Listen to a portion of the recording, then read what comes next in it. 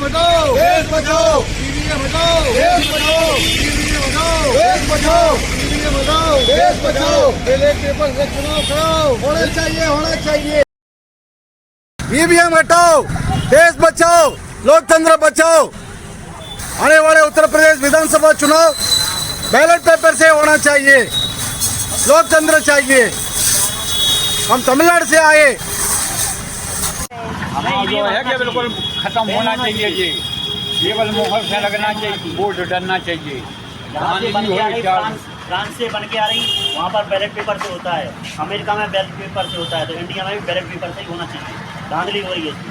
और क्या न्याय नहीं मिल रहा आदमी को, कागे अन्याय कर रहे केवल हैं, बच्चों के साथ मेहनत कर रहे बेचारे हैं, और ही लीक हो जाते पेपर। बोलो अच्छा काम कर रहे हैं, बहुत बड़ी क्या कागे। Ban EVM, save India. EVM तो हटाओ। बैलेट है, कोई दिक्कत नहीं है, बैलेट है। आपको भाई बैलेट है, बैलेट पेपर, बैलेट पेपर। आपको क्या चाहिए? ईवीएम चाहिए, बैलेट चाहिए? आपको भाई होगा चुनाव बैलेट पेपर से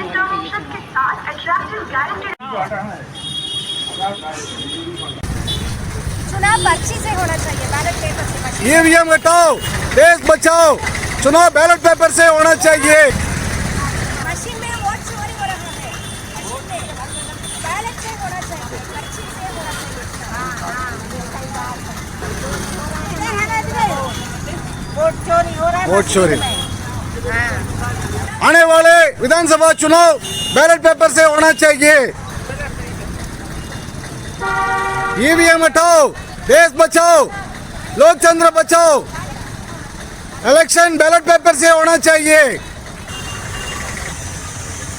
ईवीएम हटाओ, देश बचाओ। ईवीएम हटाओ, देश बचाओ, लोकतंत्र बचाओ। बैलेट पेपर से होना चाहिए चुनाव। Ban EVM, save India, save democracy. हाँ, अच्छा, देश बचाओ। चुनाव बैलेट पेपर से होना चाहिए। चुनाव कब होने? चुनाव बैलेट पेपर से होना चाहिए। अच्छा, हाँ, ईवीएम हटाओ, देश बचाओ कैंपेन, பேன் ஈவிஎம். இன்னைக்கு ஆகஸ்ட் 17 உத்தரப்பிரதேச மாநிலம் ஜான்சி நகரத்தில் இருக்கோம். ஜான்சி ராணி லட்சுமிபாயோடைய சொந்த ஊரான அந்த ஜான்சி நகரத்தில் இருக்கிறோம். இங்கே இன்னைக்கு ஈவிஎம் எதிரான பிரச்சாரத்தை வந்து இங்கே பண்ண போகிறோம். ஆகஸ்ட் 15 அன்னைக்கு வந்து நாக்பூரில் ஆர்எஸ்எஸ் ஆஃபீஸ் முன்னாடி போராட்டம் பண்ணுறதுக்காக அந்த உத்தரப்பிரதேச பிரச்சாரத்திலே நாங்கள் இருந்தப்போ பிரச்சாரத்தை வந்து இடையில பிரேக் பண்ணிவிட்டு அந்த ஆகஸ்ட் 15 சுதந்திர தினத்து அன்னைக்கு போராட்டம் பண்ணுறதுக்காக நாக்பூர் போனோம். நாக்பூரில் ஆர்எஸ்எஸ் ஆஃபீஸ் முன்னாடி போராட்டம் பண்ணுறதுக்காக அரெஸ்ட் பண்ணாங்க. நாக்பூர் போலீஸ் வந்து ஆகஸ்ட் 15 அன்னைக்கு அரெஸ்ட் பண்ணாங்க. அரெஸ்ட் பண்ணி 16ஆம் தேதி நேற்றைக்கு வந்து மதியானங்களை ரிலீஸ் பண்ணாங்க. ரிலீஸ் பண்ண பிறகு நாங்கள் வந்து திருப்பி உத்தரப்பிரதேசில் இந்த பிரச்சாரத்தை கன்டினியூ பண்ணணும்னு சொல்லி முடிவு பண்ணி நேற்று நைட்டு நாக்பூர்லேருந்து கிளம்பி ஜான்சி வந்தோம். ஜான்சி வரக்கூடிய டெல்லி போகிற ட்ரெயினில் ஜான்சிக்கு வந்தோம். ஜான்சி வர்றதுக்கு முன்னாடி இன்னைக்கு காலையில் வந்து லலித்பூர்னு ஒரு மாவட்டம் இருக்குது உத்தரப்பிரதேசில்.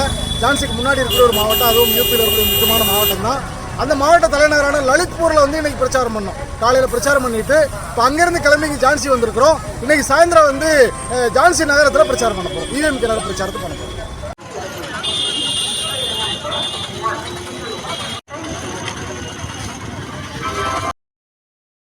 सही काम है और रियलिटी है, होना चाहिए।